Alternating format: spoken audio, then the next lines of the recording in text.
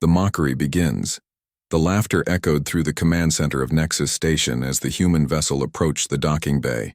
Captain Elena Torres stood on the bridge of the Resilient Dawn, watching through the view screen as sleek alien ships glided past them with fluid grace. Their vessel, by comparison, looked like a flying scrapyard held together by determination and prayer. The Resilient Dawn was humanity's contribution to the Galactic Defense Coalition, and it was everything the other species had come to expect from the newest members of the galactic community. The ship's hull was a patchwork of different metals, welded together with visible seams that told stories of countless repairs.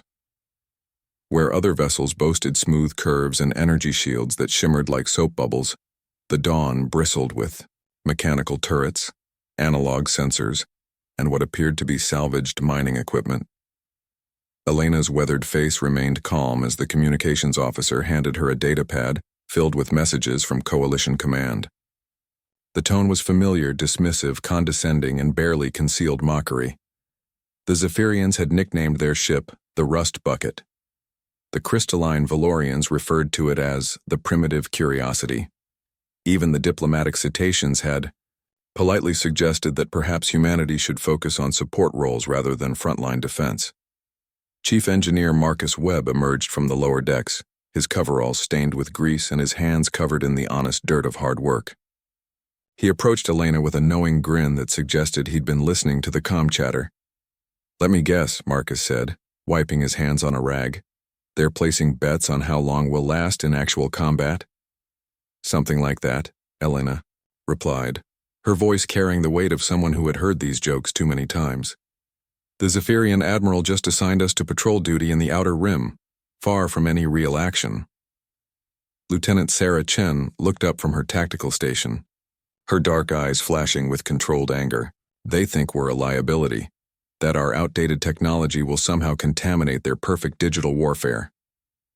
Dr. James Mitchell, the ship's xenobiologist and the only crew member who had actually studied alongside alien scientists, shook his head sadly. "They don't understand that different doesn't mean inferior. Our analog systems, our mechanical redundancies, our human ingenuity, these aren't weaknesses."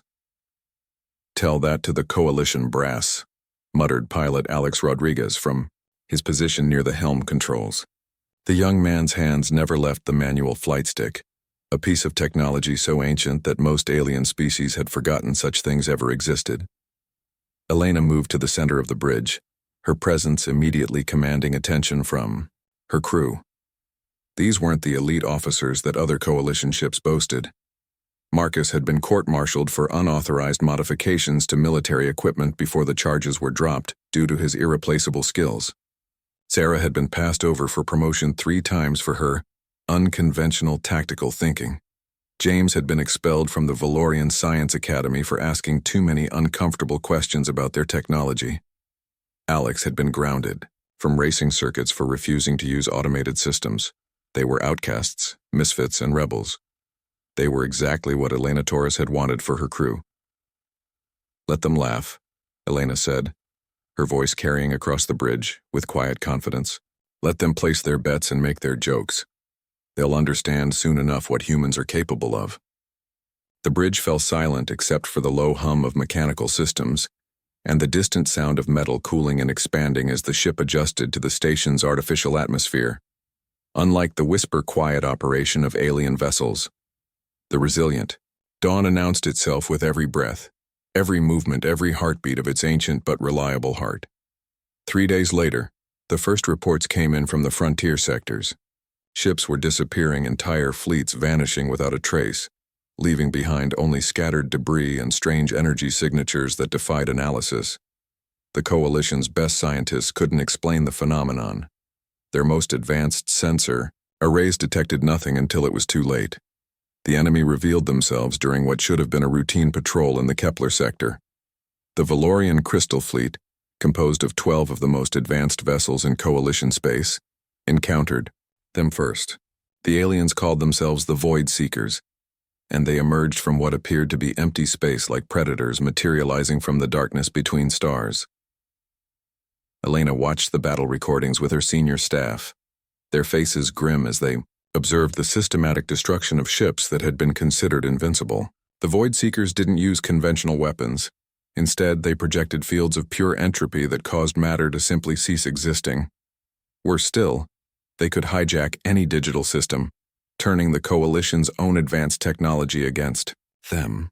Look at this. Sarah pointed to a section of the recording where a Valorian cruiser's weapons turned on its own escort ships. They're not just destroying the vessels, they're converting them, taking control of their systems and using them as weapons. Marcus leaned back in his chair, a look of understanding crossing his face. Every ship in that fleet was networked. Quantum communication links, AI-assisted targeting, digital neural interfaces. The Void Seekers use their own sophistication against them. Dr. Mitchell nodded grimly. It's like a virus, but instead of affecting biological systems, it corrupts technology itself. The more advanced the system, the more vulnerable it becomes. Alex stood up from his position, pacing to the view screen where stars twinkled in the distance. So what does that mean for us? Our systems are so old they probably predate digital networking by decades. Elena's eyes lit up with something that might have been hope, or might have been the dangerous gleam of someone about to take an enormous risk. It means we might be the only ship in the Coalition fleet that can fight these things. The call came 18 hours later. Coalition Command, in their desperation, was recalling every available vessel to form a defensive line around the Huarind core worlds. The message to the Resilient Dawn was brief and telling. Report to Staging Area Gamma 7 for rearguard support operations. Even in their hour of greatest need, the Coalition couldn't bring themselves to trust the humans with frontline duty.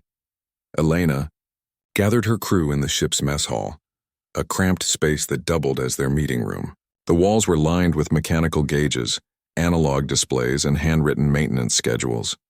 Everything was functional, practical, and utterly without the aesthetic grace that other species valued.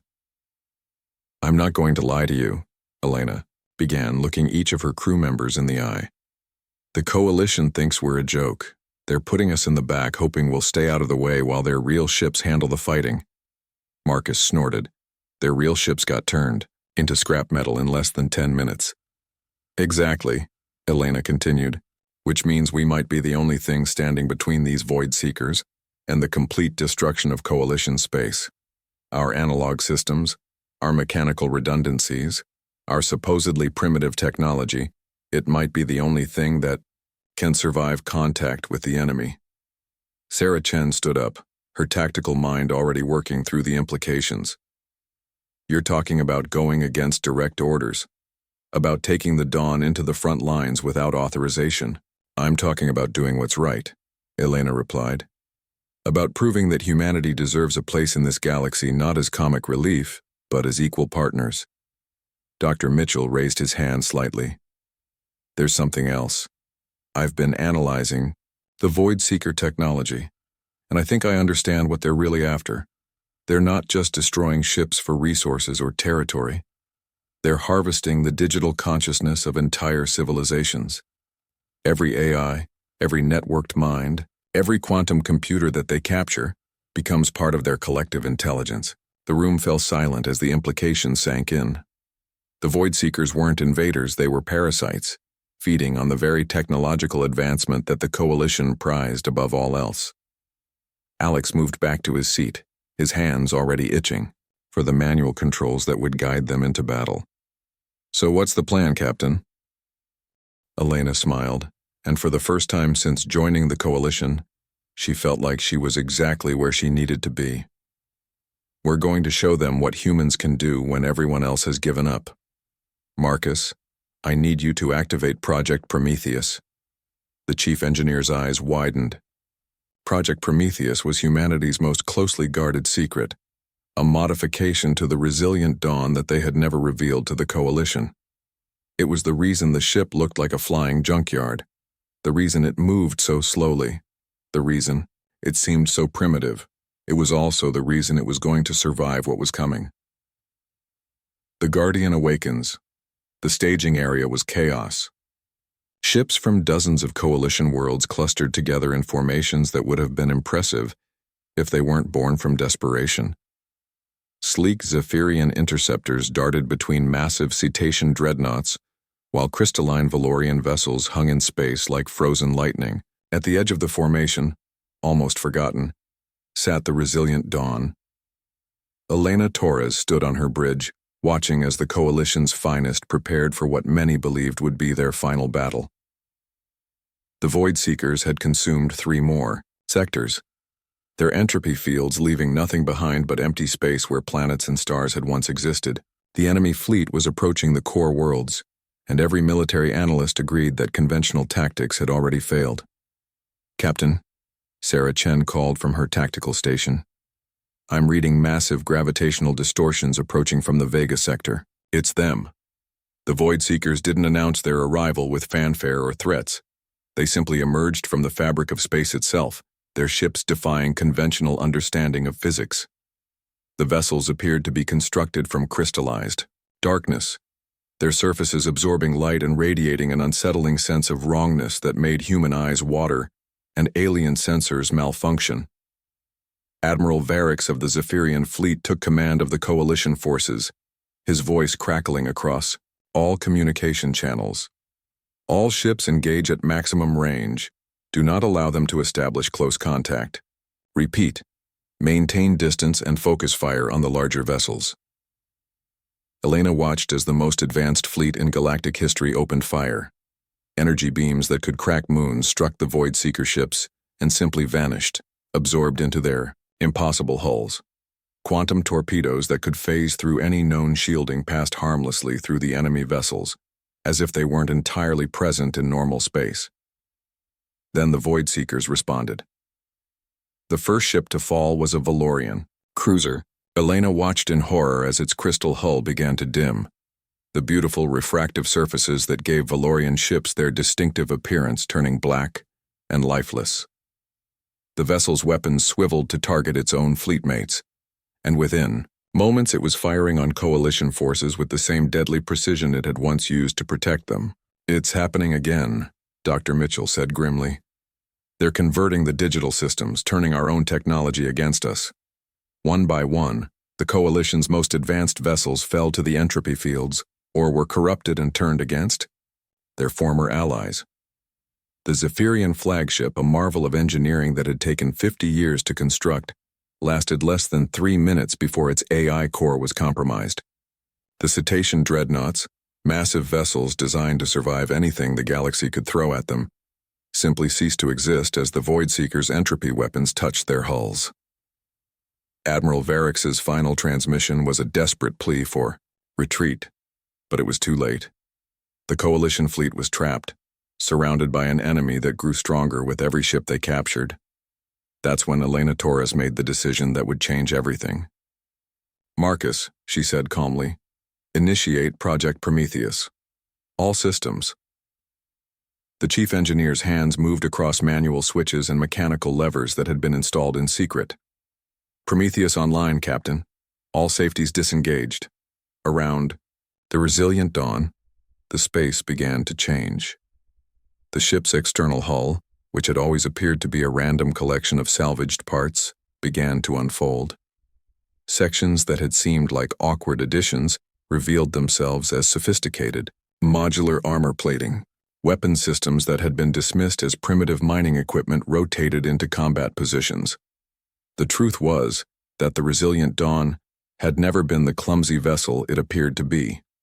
It was humanity's first truly adaptive warship, designed not for elegance or efficiency but for survival against unknown threats. Every system had multiple backups. Every component could be manually operated. Every weapon could function independently of the ship's central computer. Most importantly, buried deep within the ship's core was a weapon that humanity had hoped they would never need to use. "Sarah, target the largest Void Seeker vessel," Elena ordered. "Alex, bring us about to attack Vector 77 Alpha. Manual controls only." "Captain," Alex replied, his hands dancing across purely mechanical flight controls. "We're moving into the middle of the enemy formation. They'll surround us." "Good," Elena said. "Then they won't see us coming." The resilient Dawn accelerated toward the heart of the Void Seeker fleet, its mechanical systems immune to the digital corruption that had claimed every other Coalition vessel. The enemy ships turned their attention to this new threat, their entropy weapons focusing on the approaching human vessel. But something unexpected happened. The entropy fields that had dissolved the hulls of advanced alien vessels simply bounced off the Dawn's modular armor. The plates weren't just metal, they were a composite material that humanity had developed through centuries of industrial accidents and mining disasters. They were designed to absorb and disperse energy in ways that violated several known laws of physics. "They can't touch us," Marcus announced with growing excitement. "Their entropy fields are having no effect on our hull composition." Dr. Mitchell was bent over his instruments analyzing readings that shouldn't have been possible. "It's more than that. Our analog systems aren't just immune to their digital corruption, they're invisible to it. As far as the Void Seekers are concerned, we're not even alive. We're just a piece of drifting metal." Elena's smile was sharp as a blade. "Then let's show them how deadly drifting metal can be."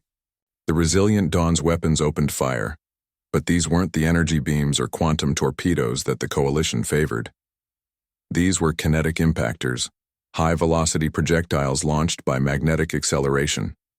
They were crude, simple, and absolutely devastating against enemies who had evolved to counter sophisticated energy weapons.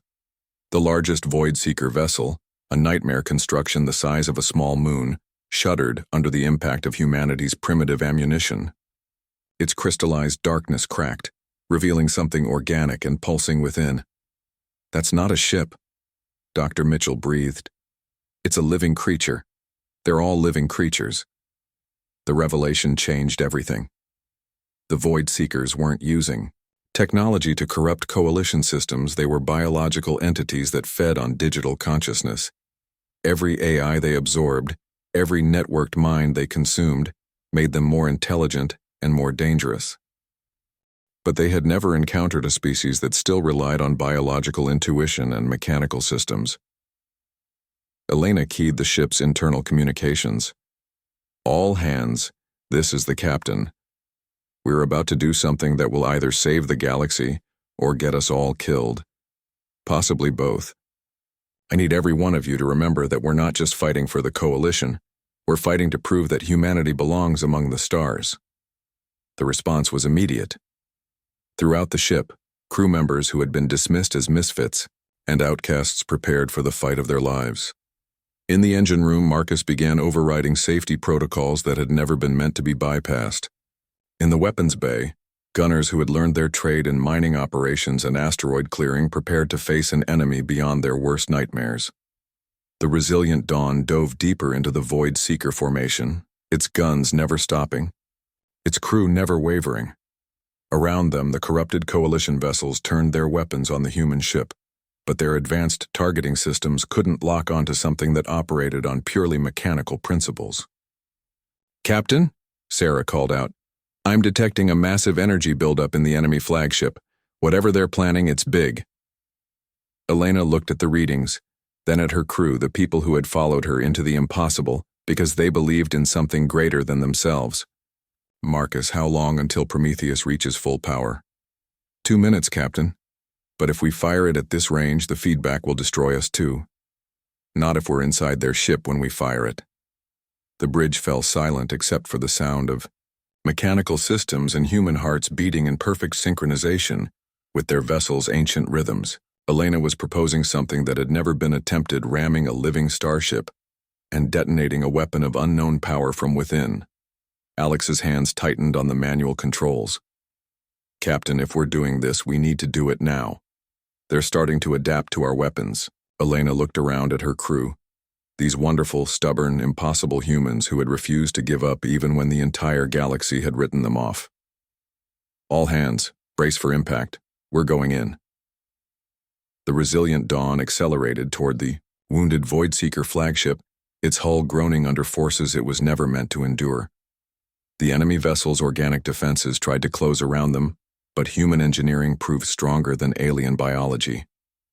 They punched through the creature's outer shell and into its core, where the stolen consciousness of 1,000 civilizations swirled in digital torment.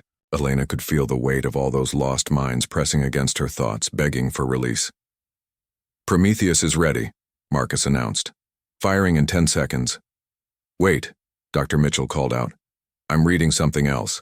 The creature, it's afraid. It's trying to communicate. Elena paused, her hand hovering over the firing control. For a moment, she wondered if there might be another way, if communication could succeed where weapons had failed.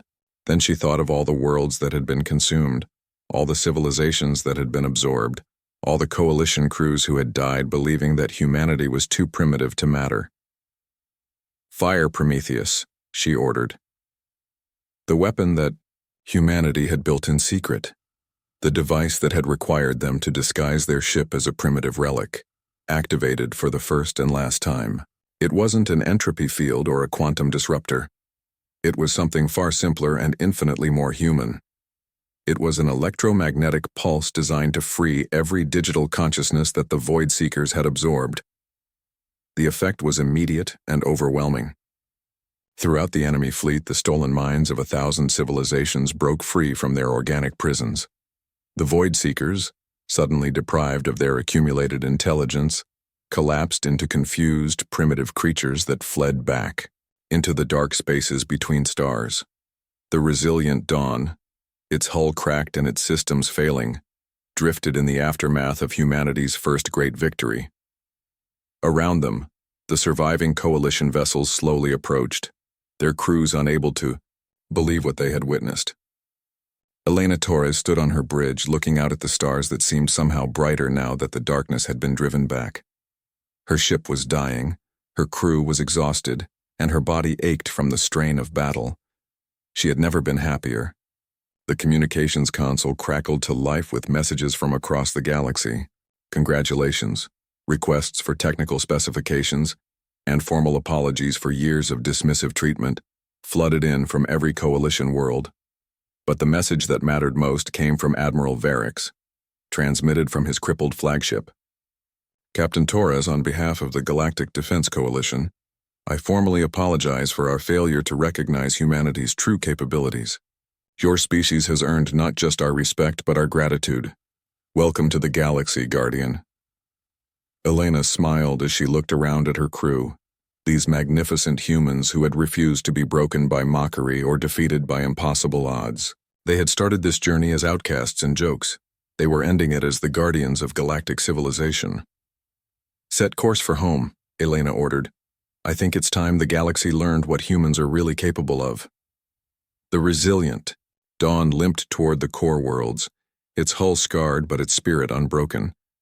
Behind them, the liberated consciousness of 1,000 civilizations began the long journey back to life. And throughout the galaxy, the laughter had finally stopped.